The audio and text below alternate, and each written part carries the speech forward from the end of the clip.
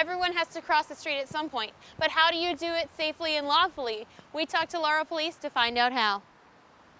Pedestrians really just assume they have the right of way all the time, not in a crosswalk, especially in our busy shopping centers. People just dart across and end up being struck by a vehicle. But it's important that you use the crosswalk. That's why it's there.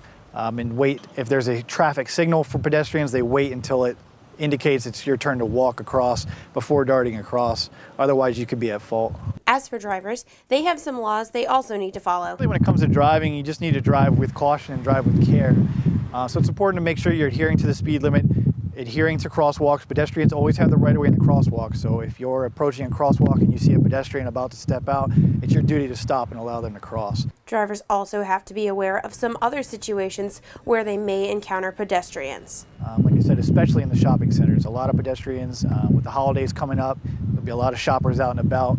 It's important, especially during school season, that you make sure you're paying attention to school buses. They have the stop sign, they have the flashing red lights, so children can get to their side of the street safely. Going around that is a large fine, and of course a child could get hurt. Laurel has a few different types of crosswalks around the city for pedestrians. You have your basic crosswalk that just has the lines painted on the ground.